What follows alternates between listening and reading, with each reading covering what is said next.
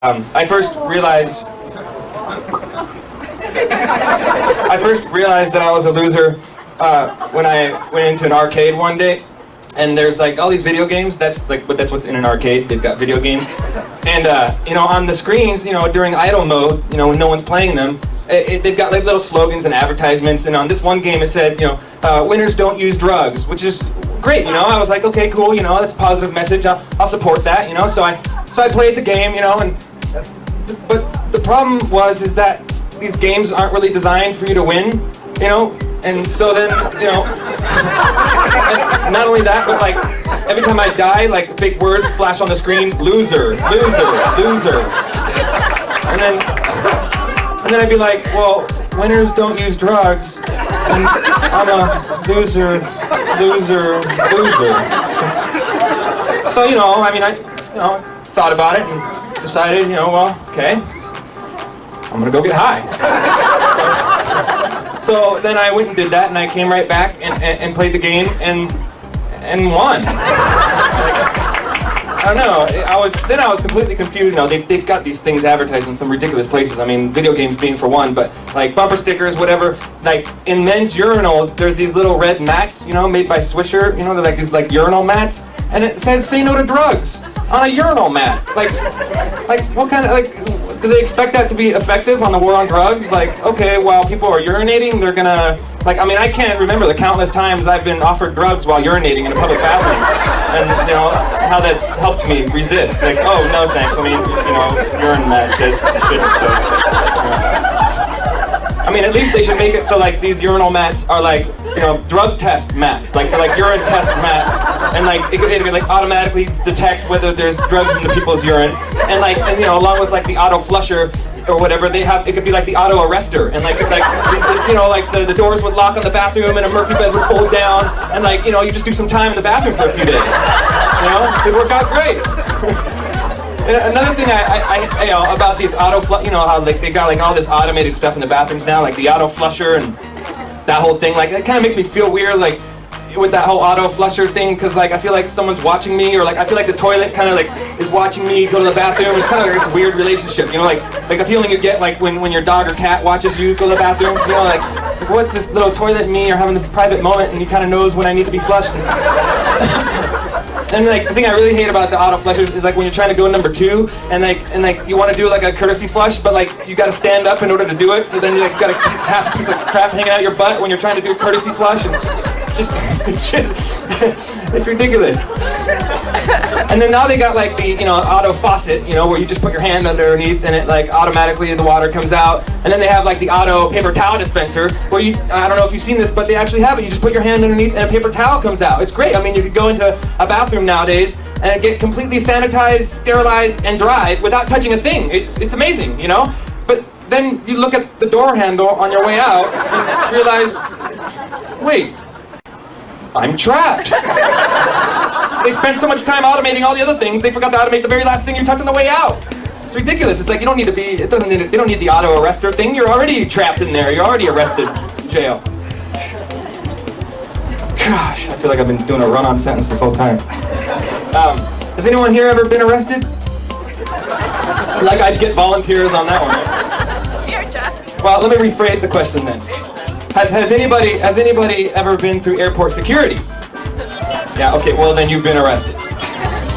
And then you get on the plane and it's like, that stewardess, she, does that little demonstration as to how to fasten your seatbelt correctly and all that, and it's like, what, I'm still working on my regular belt, okay? And then she does that like, teaches you how to deal with your tragic death that's about to happen, in this nice calm manner, like it's like this routine thing that she does every day, but it's just a routine. If in case of an emergency, you'll see that your oxygen masks will fall from the overhead compartment, and okay, first of all, lady, let me just tell you something. During the event of emergency, the plane is either falling down or upside down. Therefore, oxygen masks do not fall from the overhead compartment. They stick to the ceiling that you can't reach because you've got your seatbelt fastened so darn correctly.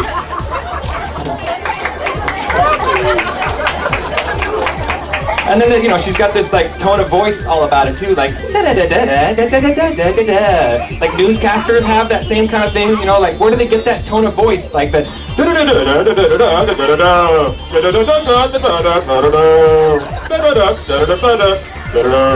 Like, where does that come from? You know, I love it when at news, you know, they'll tell you like at 4 o'clock, it'll be like, breaking news tonight at 11. Okay, I hope it's still news by then.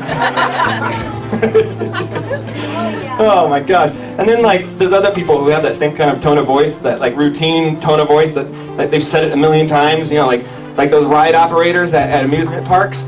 Like, you'll be on this ride, this amazing roller coaster, and this is like the most exhilarating experience of your life, and you're like, yeah, woo, yeah, and then all of a sudden you hear, thank you for riding the ultimate roller coaster experience on this beautiful afternoon. Please exit to your left, hope you enjoyed the ride.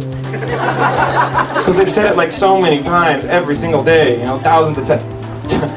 I mean, I'm sure everything's fun or at first, but then after you do it thousands of times, it just becomes monotonous and boring. And you know, I'm sure it's like that with marriage, you know? I'm sure you guys, when you first get married, it's like, oh yes, honey, and you guys are doing it in like every different room, every different position and everything, and then after 30 years of doing it with the same person every single day, if you're lucky, it's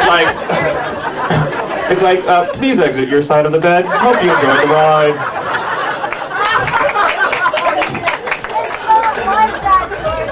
Oh, really? Come up here and let's hear that from you. Frank, you want to tell us how it is with you?